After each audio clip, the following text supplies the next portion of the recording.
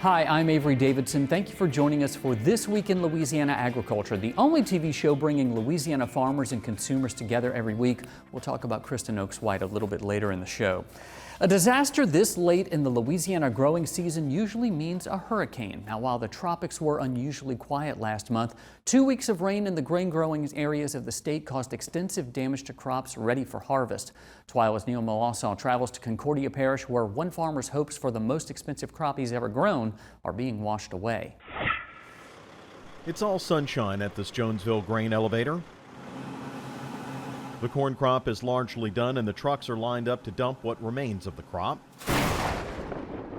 It's a darker picture, though, for soybeans in Louisiana. 2 steady weeks of rain hammered this area in late August, right at the prime time for bean harvest. I woke up August, I think it's the 18th, that Thursday morning, and it just rained all day, like torrential rains. We ended up getting a little over 5 inches that day.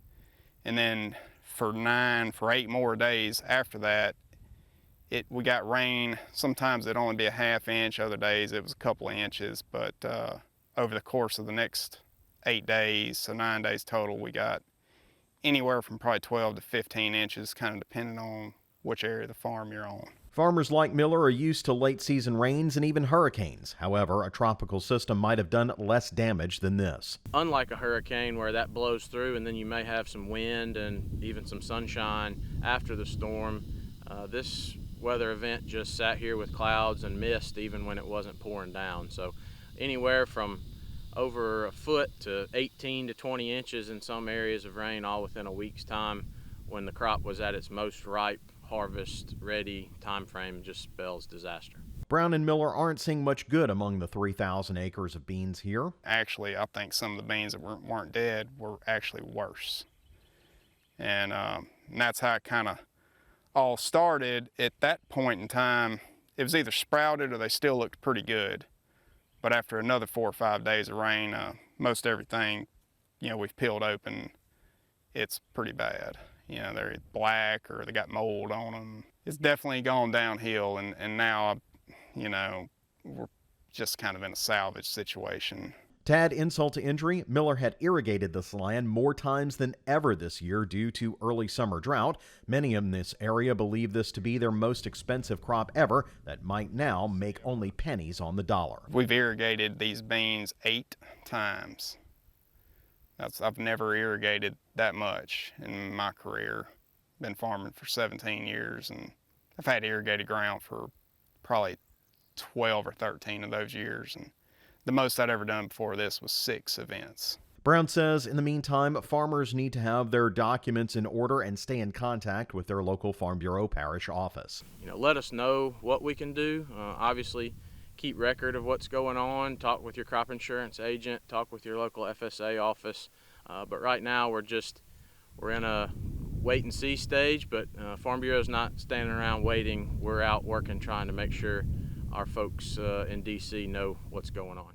The saying goes, beans don't like wet feet, and as you can see from the standing water in the field behind me, they hate this. Now, you can't smell it at home, but it's very clear from where I'm standing that rot has already begun here in these fields, and the only thing that isn't certain is how farmers in this area like Will Miller will recover from this disaster. Reporting from Faraday, Louisiana, I'm Neil Melanson. As you heard in the story, it will be a while before the full scope of the damage to Louisiana crops is known. The LSU Ag Center is currently working on the economic impact of this disaster. And I say disaster because that's how it looks on the farm. But the United States Department of Agriculture has yet to formally call this event a disaster. That's why the Louisiana Farm Bureau Federation is joining forces with the Louisiana Department of Agriculture and Forestry and the Louisiana Cotton and Grain Association in asking Governor John Bel Edwards to take the first step in having affected parishes included in a USDA disaster declaration. Louisiana Farm Bureau President Jim Harper, Commissioner of Agriculture and Forestry Dr. Mike Strain, and Louisiana Cotton and Grain Association President Heath Herring each signed their names to this letter asking Governor Edwards to reach out to U.S. Secretary of Agriculture Tom Vilsack for a secretarial disaster declaration. That would open the door for financial relief through the Farm Service Agency. From the letter, quote, "While some losses are still yet to be determined and some field conditions continue to worsen, we believe the time is now to begin this process so to not delay in allowing Louisiana farmers and ranchers access to federal assistance through the USDA." Louisiana 5th District Congresswoman Julia Letlow also penned a letter to Governor John Bel Edwards making the same request. Letlow represents the largest row crop district in the country, and some of the hardest hit fields belong to her constituents. Letlow posted photos on social media of her touring some of the affected farms. During a visit with the Louisiana Farm Bureau President Jim Harper, Congresswoman Letlow expressed her concerns for farmers and ranchers affected by the rain. I'm hearing from a lot of my farmers all across the 5th District. They're concerned, and I'm here today at the Farm Bureau to talk to Jim Harper and see what the next steps are, how I can best come in and help serve the farmers in my community, because there is a lot of chatter, there is a lot of concern about these torrential rains that we've had, just that heavy downpour that just doesn't seem to stop right in the middle of harvest season. So I know if they're concerned, I need to be just as concerned and do everything that I can on a federal level to help them. And Letlow is not the only member of Congress working to help Louisiana farmers and ranchers. 3rd District Congressman Clay Higgins visited the LSU Ag Center H. Rouse Caffey Rice Research Station on one of those rainy days. He says he's going to work closely with the Louisiana Farm Bureau for federal help. The way disaster recovery monies are specifically dispersed to the citizenry that need that recovery assistance, that's where legislative language and bureaucratic execution of the legislative language can get very thick and unnecessarily complicated. Offices like mine, I'm a constitutionalist, we support much more streamlined, easily accessed disaster recovery program monies. It's American treasure.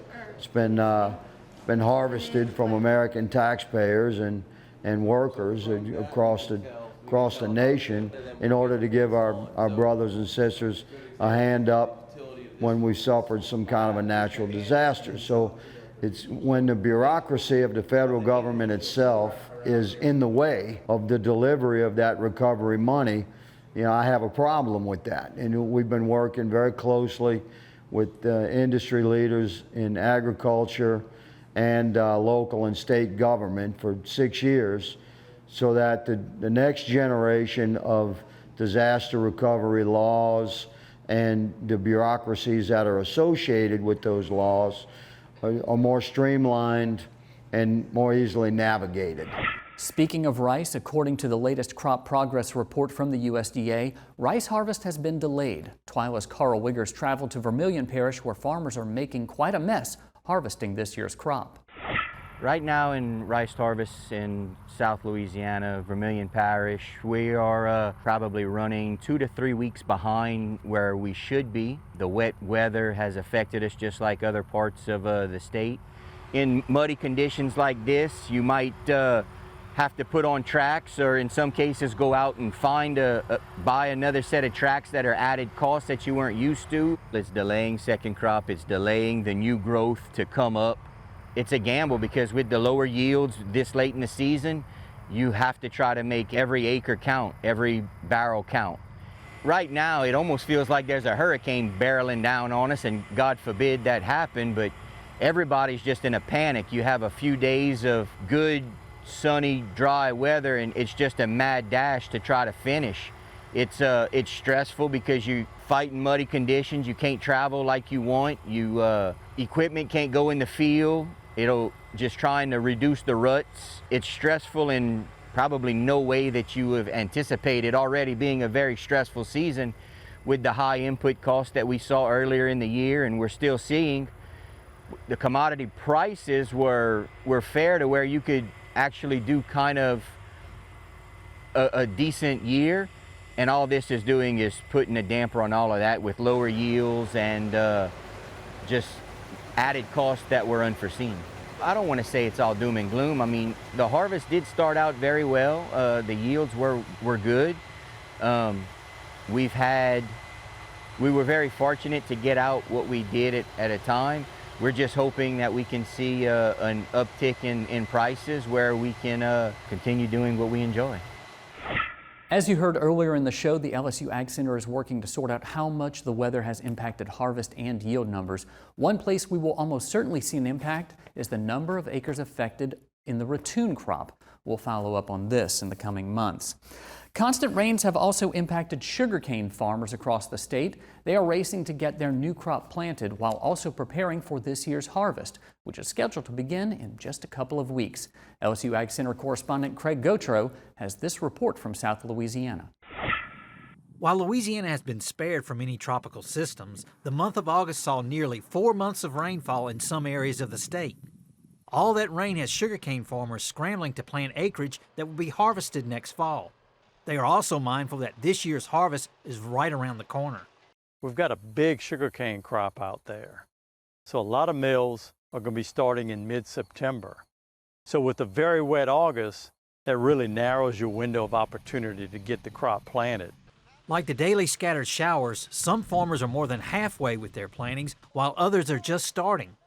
The rain has hurt planting, but it did have an upside. So the rain we had in very early August and throughout the month has been very beneficial for the crop that's going to be harvested, but it's put us behind on planting. Some farmers plant soybeans on their fallow ground, harvest those beans, and plant sugarcane right after harvesting.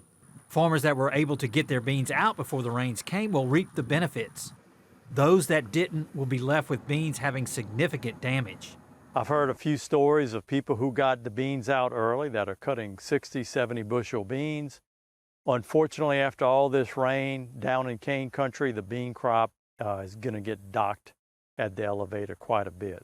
Because of the improvement of cane varieties' stubbling abilities, farmers are no longer planting up to 1/3 of their total acreage, which helps shorten the planting time. So right now, people are planting somewhere in the neighborhood of 15 to 20% of their total rotation each year. Gravois said more farmers are going to mechanical and billet planting, which helps speed up the planting process. With the LSU Ag Center, this is Craig Gautreaux reporting. Sugarcane grinding season in Louisiana is expected to last from mid-September all the way through January, grinding and harvesting every day, rain or shine. Now, you've heard us talk about crop damage from an unnamed weather event for the entire show, and there is more to come. But if you would like to hear even more about what Louisiana Farm Bureau and the LSU Ag Center are doing to help farmers get the aid they need, we have 2 podcasts that you should check out. The latest episode of Grassroots Government is live and features Louisiana Farm Bureau's National Affairs Coordinator Andy Brown, who explains the entire process of getting farmers the aid they need from Washington, D.C. We also discuss things like the Farm Bill, crop insurance, and what his experience has been traveling to farms and talking with those farmers across the state. Another podcast to check out is the Louisiana Delta Crop Podcast. Andy Brown and TWILA producer Carl Wiggers were recently guests on that podcast. There they discussed the crop issues with LSU Ag Center Extension agents who are in the fields daily with farmers, getting firsthand data that will be vital in the long term when it comes to getting disaster assistance to farmers across Louisiana. You can head over to our website, twilatv.org, right now to check out links to those podcasts today. Still to come on TWILA, a Louisiana TikTok seen on the other side of the world. But first, we speak with Louisiana Commissioner of Agriculture and Forestry, Dr. Mike Strain, about the state of Louisiana agriculture. Stay with us.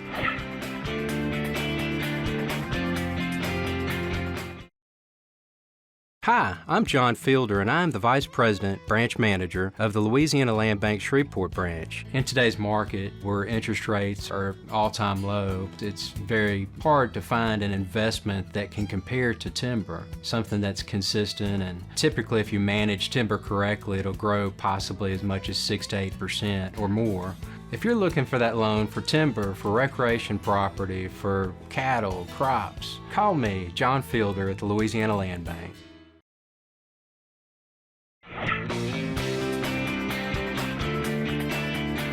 We continue now with a special edition of This Week in Louisiana Agriculture, focusing on the disaster facing agriculture across the state. Joining me now is Commissioner of Agriculture and Forestry, Dr. Mike Strain. And good morning. Commissioner Strain, obviously a lot of damage with soybeans, with a lot of our crops. What have you seen going around the state and talking to our farmers and ranchers? Right now on the soybean crop, we're about 40% harvested, so we still got another 60%.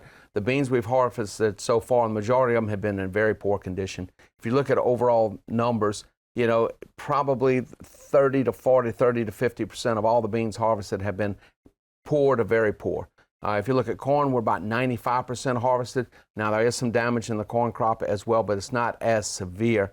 You know, sweet potatoes, we're just beginning to harvest that. You know, we've had some issues with rice, and of course, we're in delay in planting our sugar cane. But the big focus is really on, you know, the damage from Baton Rouge to the north, you know, throughout the entire row crop country. And so, you know, we are asking for a Secretary of Declaration of Disaster. I've signed a letter along with, you know, Mr. Jim Harper, President Harper of the Farm Bureau, and the head of the Cotton and Grain Association, delivered that to the governor's office. I've met with the governor's office several times. I was there yesterday as well. And so I had additional conversations this morning with Congresswoman Julia Letlow as she was getting on a plane going back to Washington, Senator Stuart Cathy, and others specifically today about where we are at in the emergency declaration.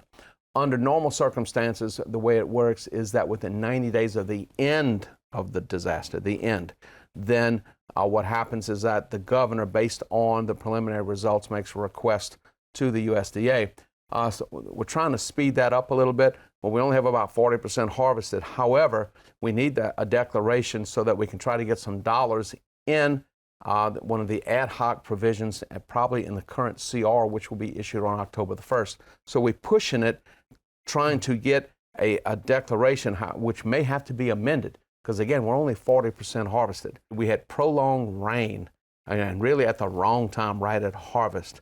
And so that is having an effect, and we won't know what the rest of those numbers are till we get, you know, the crops out of the field. And so overall, the weather patterns have made it pretty tough. Now we're hoping from today forward, at least for the next 7 to 8 days, we can get some good weather and get out there in the field. And this was probably one of the worst years for this to happen. The highest input cost. Yeah, exactly. If you look at fertilizer costs, and some reports coming out today from AgriPulse, talking about overall fertilizer costs this year in the United States around $47 billion versus a year and a half ago at $30 billion.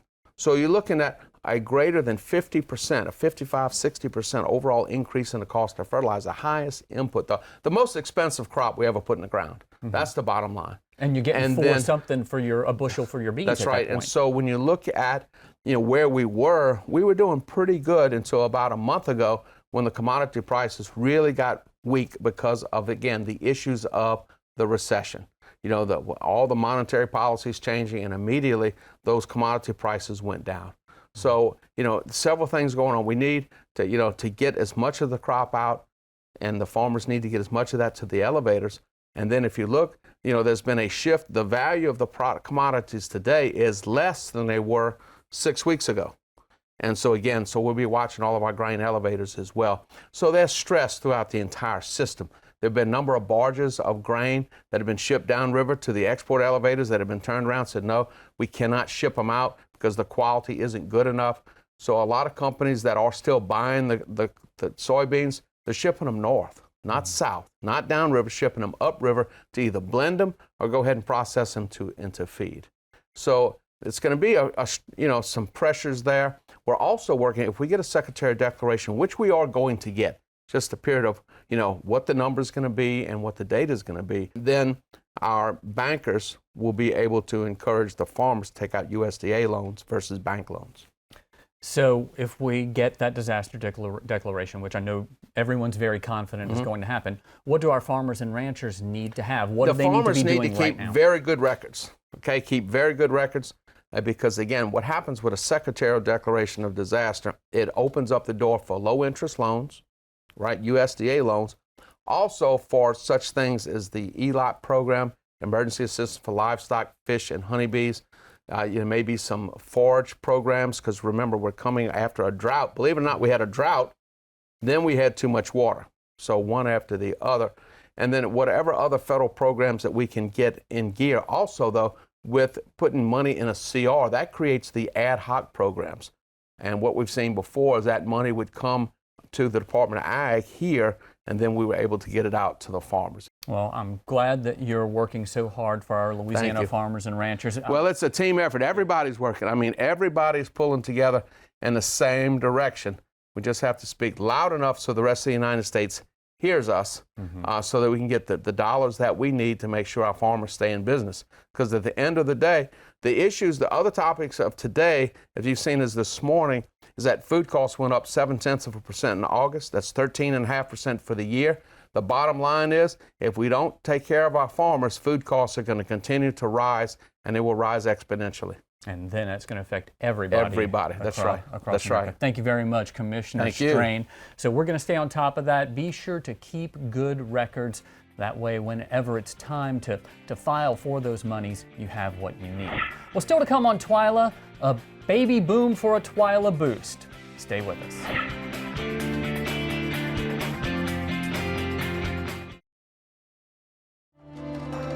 I'm a steward of the land. I am growing a better future. I am feeding the world. I'm making the world a better place. I am resilient. I'm essential, and I'm still farming. I am essential. I am still farming. I am resilient. I am essential. I am still farming. No matter what happens, we are still farming.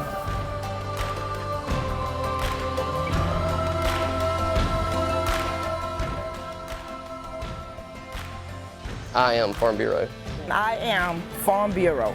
I am Farm Bureau. I am Farm Bureau. I am Farm Bureau. I am Farm Bureau. I am Farm Bureau. I am Farm Bureau. I am Farm Bureau. We are Farm Bureau.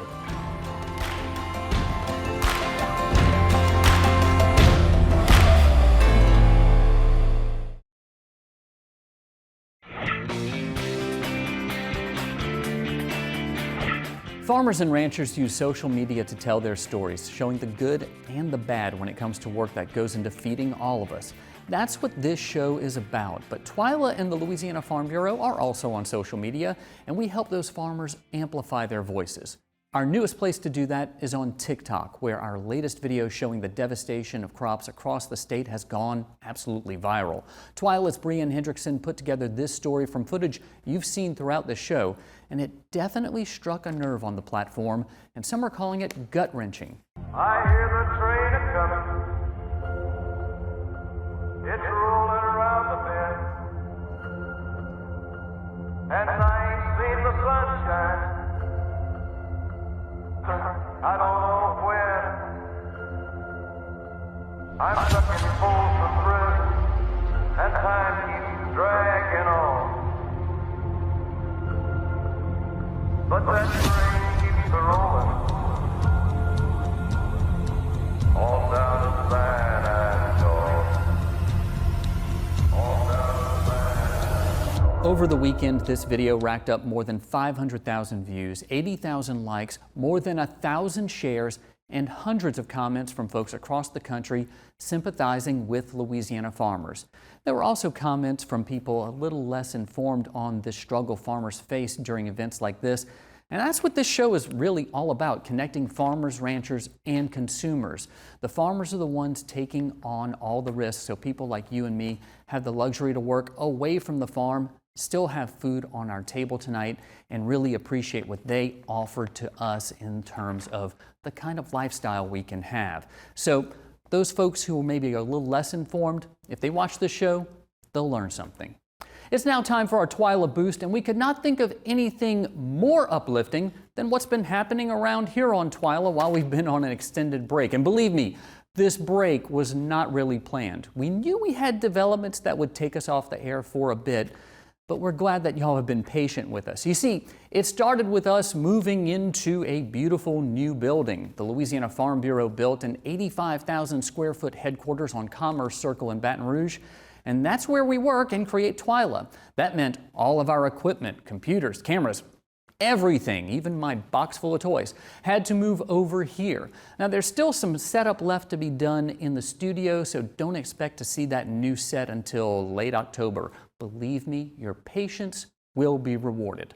Then, our executive producer Carl Wiggers and his wife Brittany welcomed a baby boy into their family, Brady Scott Wiggers. Aside from a few sleepless nights, they're all doing fine. And finally, my partner in crime here on the TWILA set, Kristen Oaks White and her husband Landon welcomed their baby boy into the family, Theodore Wayne White, Teddy for short. I mean, just look at that face. We're just surrounded by adorable right now. So if that doesn't boost your spirits, well, I'm not sure that we can be friends if that's not the case.